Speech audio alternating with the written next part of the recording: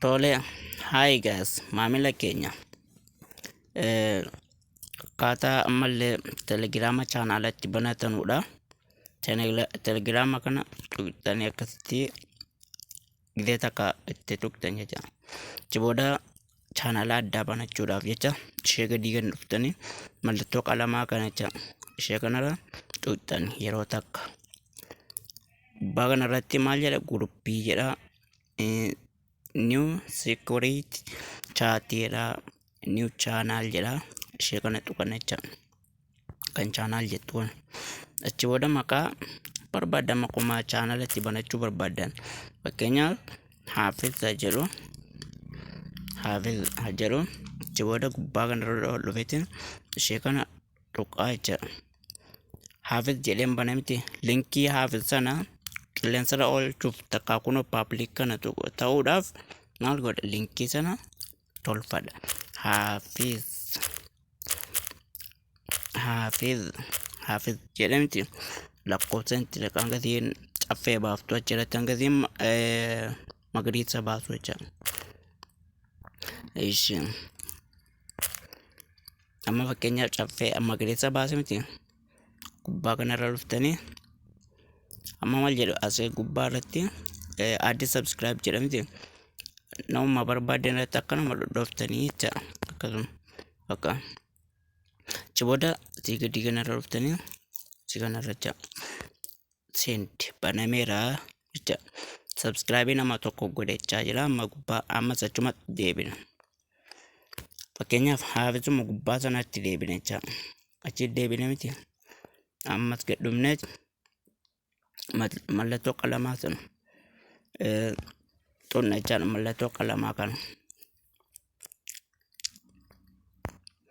tuqne miti gabbuun addi discount message isinii akka seenuuf jecha kanallee ni banna message kanallee achi booda kana barreessina ni banna jecha. Amma reefuu maal jedhan Hafiz jedhamti ammallee Hafiz lammaffaan jedha fakkeenyaaf kan message waan ta'eef achi booda ishee kanarra dhuftanii ishee kanarra right jettanii amma galmaa'ee jira keessaa ishee kanarra tuqxaniitti irraa baatan hayyee irraa baatan akkasii kun amma inni kun maal jedhama guruppii jedhama kun nyamma baname kun guruppii jedhama. Inni kaanoo chaanaala yookaan namni barreeffamni namni isinii barreessu isin bira gahuu hin danda'u jecha. Fakkeenyaaf anasii barreesseetiin ni ergaami akkasitti namni naa barreessu waan hin dandeenyeef oguu fakkeenyaaf kun jiraate immoo kunoo akkasitti namni waan namni barreessu isin bira gahuu danda'a jecha. Amma waan achi barreesse asitti dabarsa.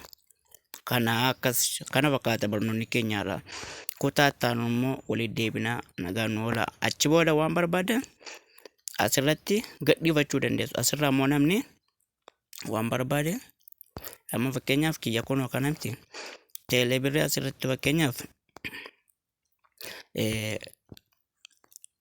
kiyya amma fakkeenya Hafiz sana irratti erguudhaaf teelebirrii kana akkasuma isuma kanarra bakkuma kanarra jecha bakkuma kanarraan gajjabeessee qabala linkiirra osoo hin ta'in achumarra akkan gajjabeessee achi booda gama gubbaa kanarra forward ka jettu sana tuqaa achi booda maal jedha Hafiz kanarratti erge jedha. Inni olii sun guruppiidha nama biraan ga'u isa kanaatiitu nama bira ga'a achirra tuqa. Achirra eega tuqee booda kunoo gama gadii kanarratti jecha as bakka kanarratti mallattoo xiyyaa kana tuqxan akkas kun amma maal ta'e seenee jira jecha. Kun amma irraa baanu fakkeenyaaf inni sun guruppiidha jennee kun Hafiz ka jedhu kanarratti namni immoo dhufee isin hordofu fakkeenyaaf eessaan laaluu danda'a namni isin hordofu fakkeenyaaf